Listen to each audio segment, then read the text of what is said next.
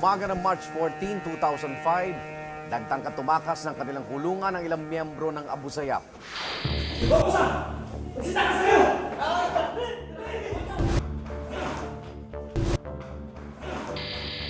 Bagamat hindi sila nakapuga, mahigit isang araw din nilang binarikadahan ang gusaling kanilang kinapipiitan.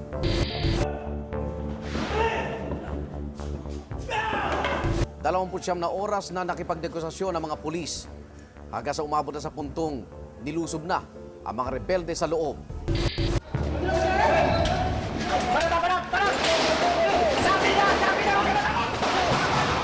22 ang namatay sa mga Abu Sayyaf.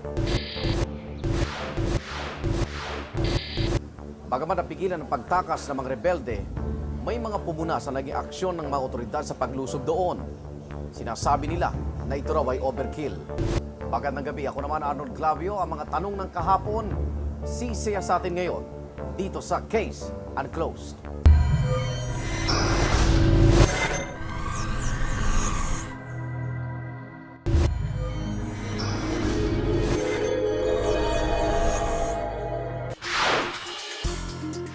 Terorista kung sila'y tawagin. Sina Commander Kosovo, Moiser Tilaw, Kalando, Commander Robot at Commander Global. Mga kilalang miyembro ng grupong Abu Sayyaf. Ang sipatan hostage crisis, pagpugod sa ulo ni Guillermo Sobero, super ferry bombing at ang pagdugot kina Gracia at Martin Burnham sa Dos Palmas Resort sa Palawan. Ilan lang sa mga sinasabing kasong kanilang kinasasangkutan. Dito sa loob ng Special Intensive Care Area o SICA, kinulong sina Commander Kosovo, Bas Ismael, Moiser Tilaw at Kalando habang naghihintay ng kanilang paglilitis. Ang SICA ay ang lugar sa Metro Manila District Jail sa Camp Bagong Diwa sa Bikutan, kung saan nakakulong ang mga high-risk offenders. Dito daw nabuo ang balak nilang pagpuga noong March 14, 2005. Oh, sir! Ano ito pick-out na kayo? Nakabangan na naman kayo Wala, tingnan mo yung kusina ko lang kung may pagkain yan. Ranchero o jail aid ang tawag kay Ampaho Halal Makarambon, alias Muslim. Siya ang naatasan noong umagang iyon na magdala ng pagkain sa mga preso sa SICA. Tinuturing na delikado ang mga presong nasa SICA, kaya hinahatiran sila ng pagkain.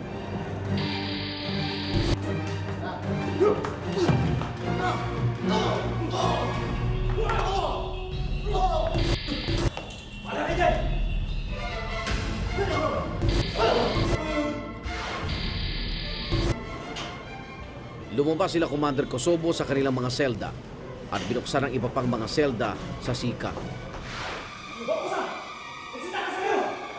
Si Alhamser Limbong alias Commander Kosovo ang itinuturong utak ng mga pulis sa tangkang pagtakas sa mga Abu Sayyaf mula sa SICA. Si Ba Ismael na sinasabing siyang pumatay at bumaril doon sa isa sa mga jail guards. Lower ranking itong si Kosovo eh. Kung titingnan mo yun sa hierarchy, ang nakakalamang dyan is si Robot, no? Kasi si Robot ang head ng grupo sa Hulo, no?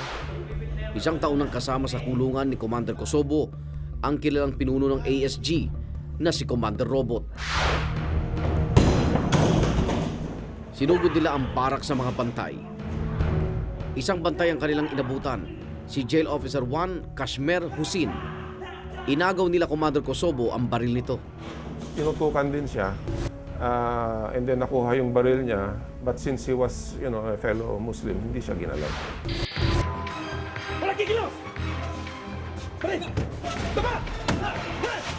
Pagkatapos ito, ay pinuntahan naman ng grupo ni Kosovo ang 3 jail officer na nagbabantay sa desk officer area. At that time, yung jail guards na na-overpowered, they were on extended duty. Kaya siguro medyo napuyat na sila, so medyo inaantok na sila, so medyo nagpapahinga. So yung attention nila ay medyo mahina na. Hindi na nakalaban ang mga bantay sa mga rebelde.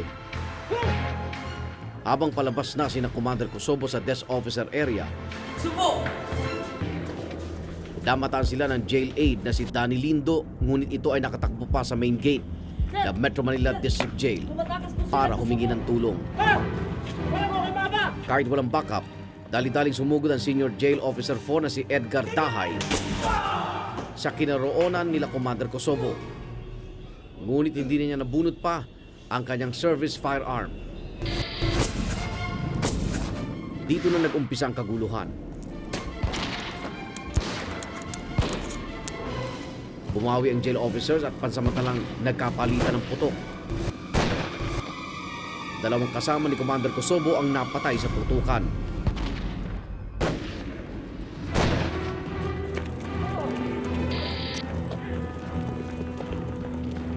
Napilitang umatras pabalik sa loob ng SICA sina Commander Kosovo.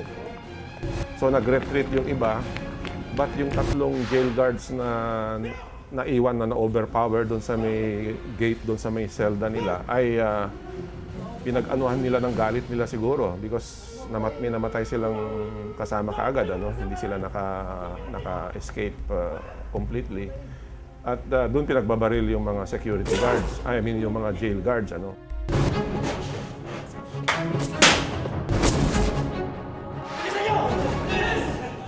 Binarakadahan ng mga abusayap ang SICA.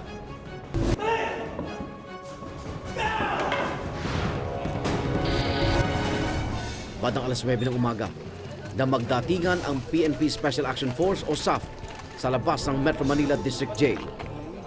Nagkaroon muna ng initial negotiation between these Abu Sayyaf and BJMP personnel.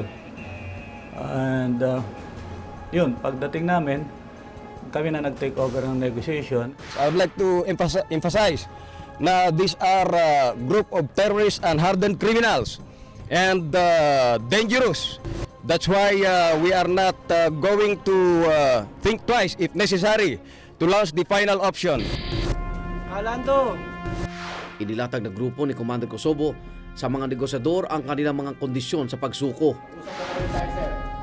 Na sinabi sa akin like yung speedy disposition of their cases, yung restoration of their rights, at assurance na hindi sila sasaktan kung sakaling lalabas sila, at pinakahuli yung media interview, preferably with a TV network. It's one way na they will be able to air kung ano yung talagang ano nila. Kasi parang although na ilalabas nila yung mga reklamo nila sa mga paminsan-minsan ng mga bisita nila, there is no assurance na talagang nakakatawag ng pansin o na ibibigay sa tamang sa mga tao. Yung perception nila was that there was delay na para bagang sinasadya. Alas 5 ng hapon ang pinangakong oras ng pagsuko ng mga abusayap. Pero pagdating ang itinakdang oras, walang Commander Kosovo o sino mang miyembro ng kanyang grupo ang sumuko. Pinagbigyan pa raw sila ng PNP para makapagdasal. Sana ay sa kanilang pagdarasal ay magkaroon ng liwanag sa kanilang pag-iisip na ang kanilang ginagawa ay isang bagay na dapat may resolve na. Pabago-bagong demands. Una, hiningi na naman nila ulit yung interview. Then later on, humingi na naman ng pagkain at tubig. Tingin namin, parang dinedelay na lang tayo nito. Nilalaro-laro na lang tayo nito. Wala talagang intensyong sumuko itong mga taong to. Lumipas ang buong gabi. Minanmanan ng mga otoridad ang bawat kilos ng mga preso. Sinubukan pa raw muling kumbisihin ng mga negosyador ang grupo ni Kosovo. Alando! Lumabas na kayo dyan. Tapusin na natin to. Well, the negotiating team will go back and try to exhaust all means possible to come up with a peaceful solution. Yun na ang sinasabi natin. Pero siyempre, nauubusan rin ng pasyensya ang gobyerno. Nagkaroon ng instructions to the other inmates na hindi kasama na mag-strip. Yung briefs lang nila ang maiiwan so that the police officers will easily see na wala silang firearms at after stripping to lie down on the floor. So that is a signal na hindi sila lalaban. Alas 9 kinabukasan, nagbigay ng 15-minute non-extendable deadline si Nooy DILG Secretary Angelo Reyes para sumuko ang mga rebelde. Ngunit nagbatigas ang mga abusayap. Pagkalipas ang deadline, nagbigay na ng go signal si Secretary Reyes na sugurin ang mga abusayap sa loob ng SICA.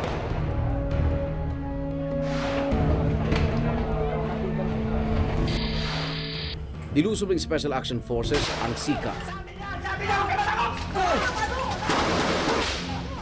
Matapos ang halos 2 oras, nabawi ng mga pulis ang kulungan.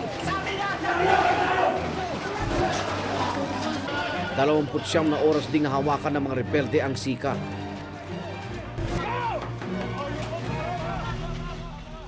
Kosovo and Robot are already declared dead after shooting it out with our operating units. 22 abusayap ang namatay sa barilan. Kabilang ang mga lider na sina Commander Kosovo, Commander Robot at Commander Global. Bagamat matagumpay na napigilan ang balak na pagtakas sa mga rebelde, nabahiran din ng kontrobersya ang naganap na paglusob ng mga pulis at pakikipagsagupaan sa mga miyembro ng abusayap.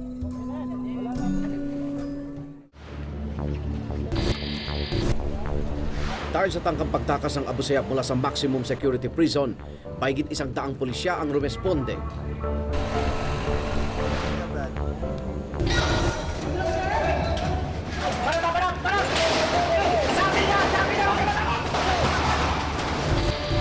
Matugo ang naging bakbakan sa pagitan ng PNP Special Action Force at ng mga rebelde.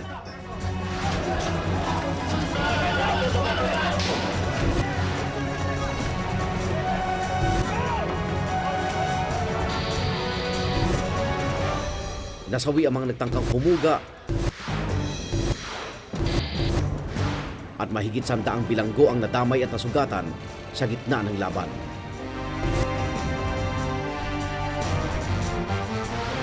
Inaasahan namin sana hindi sila nadamay dyan kasi wala silang kaalam-alam dyan. Hindi ko pa kumpirmado kung namatay siya or what kasi until na wala pa rin akong balita. Ayon sa Commission on Human Rights o CHR, ang ginawa ng mga pulis ay paglabag sa karapatan ng mga bilanggo. Sa mga preso natin, under international standards, they're entitled to be treated with humanity and respect for human dignity. Pero mas matindi ang kanilang pagbatiko sa isinagawang assault ng mga otoridad laban sa mga abusayap. Lumabas kasi sa kanilang investigasyon, biktima ng summary execution ang mga napatay sa ginawang paglusob sa SICA sa Camp Bagong Diwa. Nagkaroon ng overkill, there's a use of excessive force. Yung mga hindi naman dapat namatay o nadamay, hindi dapat nadamay, if only the operations was properly conducted. Kung totoo yung sinasabi sa akin ng mga clients kong nakausap ko, they were asked their names. At it looks like may dalang listahan yung pumasok na mga barel. And if your name happened to be in that list, maririn ka, nakadapa ka, nakatali ang kamay mo sa likod. Katulad na lamang ng abusayap leader na si Commander Global. Dalamang tutol daw ito sa planong pagtakas si Commander Kosovo ayon sa CHR. Sa pagsisiyasat ng CHR, dalaman nilang nakaligtas ito sa bakbakan pero pinatay pa rin. Isang karumaldumal na krimen din daw na may tuturing ang pagpaslang sa mga bilanggo. That should be considered as extrajudicial killings din. And that's a worst kind because nakakulong yung mga taong pinatay. Because extrajudicial because there has been no court order directing the authorities to kill them. The international human rights groups eventually inalis din yung mga yun because napatunayan naman na there was an attempted escape. They were ready to kill people. They actually engaged in gun battle with the the jail guards and the police officers. Ayon pa sa Crisis Management Committee, nasa mababang bilang naman daw ang nasawi kumpara sa 50 na tinatayang dami ng assault team. Yung pag-estimate lang nga na dapat ganyang kalaki o ganyang numero ang dapat namatay is already, there is something wrong with that kind of premise or with that kind of a mentality. Ang target dapat in any operations is that either wala dapat mamatay o just very minimal. Ngunit depensa ng gobyerno, lubhang mapanganib ang mga abusayap. May namatay na pulis dito, 3 jail guards ang mercilessly and cold-bloodedly gunned down. Dahil sa galit lang ng mga suspected abusayap na hindi sila nakatakas, they were harmless. They were not any threat to them. Pwedeng kinalabas na lang sana. But then, they made sure na namatay sila. Even assuming na may mga iba silang napatay, there are ways to neutralize a particular situation. Give them first the chance to surrender, and then kung ayaw mag-surrender, ang target is not to liquidate or execute them, but just to neutralize, immobilize, or disable. Naniniwala rin si Atty. Calleja, abogado ng ilan sa mga napatay ng miyembro ng abusayap, sinadya raw puruhan ng mga pulis ang mga rebelde. Ang isang theory ngang lumalabas dyan is that they wanted to get rid of some people inside. So dinaan nila sa ganun. Palapit na yung pagtatapos ng presentation of evidence for the prosecution. It would seem that they wanted to silence some people, especially if they would start presenting evidence for the defense. Baka may mga alam ito na mga taong ito na hindi dapat mailabas. Depensa naman ng Crisis Management Committee, nasa tamang katayuan ng grupo para isagawa ang assault. That is our die-hard suspected abusayap. Lumalaban talaga ito. So yung firefight na yan, I don't think that it was an overkill. It was a legitimate shootout between the inmates who were attempting to escape and the police officers.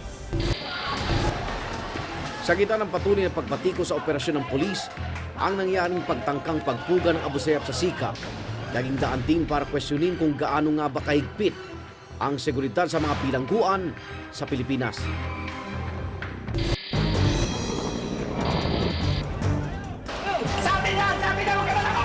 Apat na taon na ang nakararaan mula na magtanggap tumakas sa mga miyembro na abusayap sa Metro Manila District Jail. Ayon sa criminologist at Chief Parole and Probation Officer na si Janet Padua, pangailangan sa mas mahigpit na seguridad sa mga kulungan ng aral na iniwan ng pangyayari. All moves talaga monitoring, open siya, pero nakita mo hanggang taas. Hindi pwedeng makalabas. Hinigpitan na talaga mula nung nangyari ngayong insidente na yun. Naiwasan daw sana ang madugong jailbreak kung may espesyal na pasilidad para sa high-risk offenders tulad ng mga miyembro ng abusayap. Wala namang special type. Regular lang, kaya lang separate cell. Pero mas bantay. Mas iniingatan yung selda nila. Pero kulang nga yung tao, so that's the risk. Ayon pa sa isinagawang investigasyon ng Fact-Finding Committee ng Department of Interior and Local Government, 4 na buwan bagong maganap ang tangkang pagtakas ng mga nakakulong na abusayap ay nakatanggap na ng mga intelligence report ang nooy Metro Manila District Jail o MMDJ Warden na si Romeo Elisan. Lumabas kasi sa investigasyon ng DILG, maaaring may nakalusot na baril sa pagpasok ng mga dalaw. Apparently may napuslit na handgun nilagay sa ilalim ng cooler. Di ba yung cooler ay medyo makapal yun, yung para hindi mag-escape yung lamig. Isiliksik doon sa ilalim ng cooler yung isang baril, yung firearm. They should have alerted the warden to have more security measures doon sa area. So apparently walang ginawa yung warden additional precautionary measures. Sa amin, kahit wala intelligence report yan, alam namin ang preso talaga nagbabalak tumakas yan. So since mayroong intelligence report na dumating, talagang I have done everything na talagang para madagdagan yung tao namin. Paper shows, and nakita talaga may mga staff doon araw-araw. Ayon sa Bureau of Jail Management and Penology o BJMP, wala silang naitalang kaso ng pagtakas sa 5 city jail na pinamunuan ni Elisan sa loob ng 8 taon. Yeah, may record ako ng takas dyan sa MMDJ pero nasa court hearing yon. Ipinagmalaki pa ni Elisan na sa ilalim ng kanyang pamumuno ay nagkaroon ng sistema sa loob ng SICA. Ako yung pinakaunang warden dyan na nag-create ng radio. Bawat post may mga radio yan, kaya may radio yan sila. I believe sa akin din na term na lumabas yung finger ID system. Lahat ng bisita, bago pumasok dyan, naka-computerize, naka-ID, naka-record. Mahigpit naman at that time, talaga lang sigurong dumarating yung pagkakataon na gano'n na nagre-relax yung mga tao nila. At yun ang kanyang naging kasalanan doon. Hindi niya na-maintain o na-sustina yung pagiging mahigpit ng kanyang mga tao.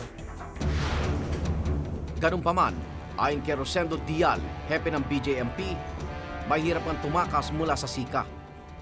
Mga 4 na gate pa ang dadaanan nila bago sila tuloy ang makalabas ng gate ng Metro Manila District Jail pa rin. At dadaan pa uli sila sa gate ng kampo. Maraming personnel din sa labas na aside dun sa SICA, mayroon pa mga personnel na dito sa labas ng MMDJ. At beside ang MMDJ, kapatabi ng SAF. So very impossible na makakalabas sila. Pero taliwas ito sa resulta ng investigasyon. Nakitaan ng pamunuan ng MMDJ ng kapabayaan sa seguridad sa loob ng SICA. Kasi kakunti lang ang gwardiya at that time Compare do sa ang number ng inmates sa personnel, napakalaki ng kulang. Although ang SICA is within the Metro Manila District Jail, nasa loob pa siya ng isang facilities So may additional jail guard pa sa loob ng compound na nagbabantay at that time.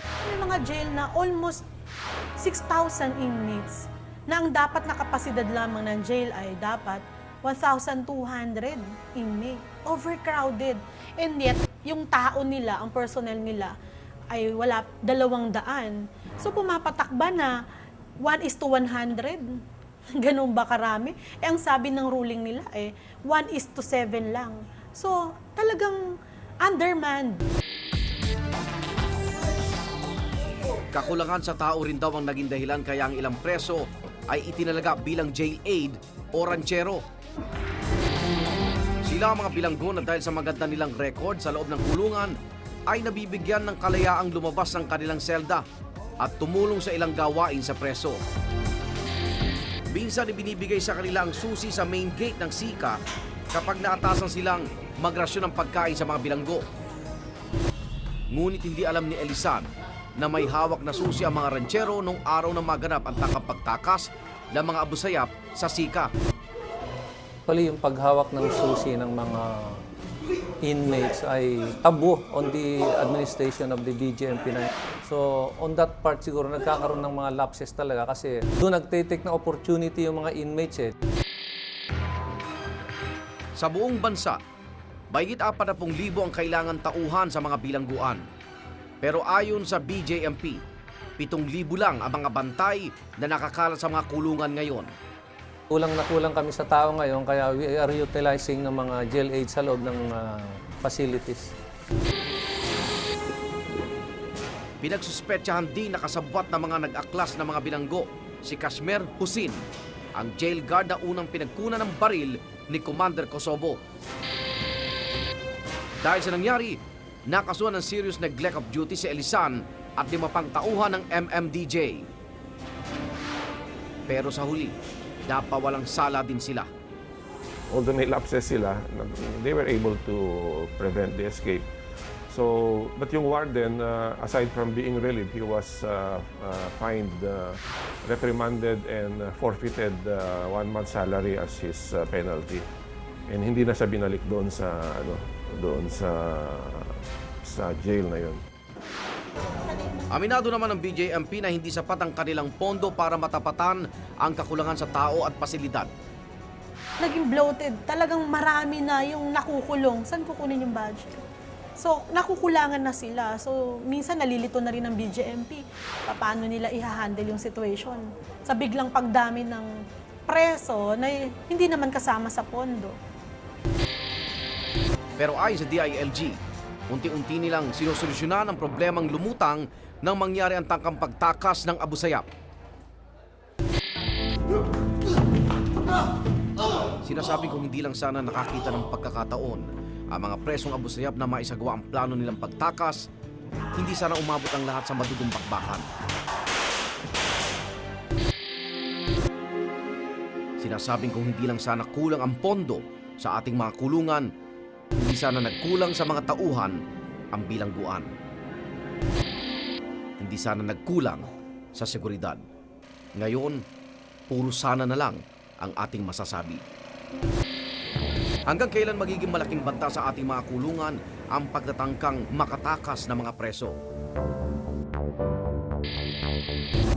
Hanggang sa susunod na Huwebes, ako naman Arnold Clavio. Ang mga tanong ng kahapon, siya sa atin ngayon dito sa Case Unclosed.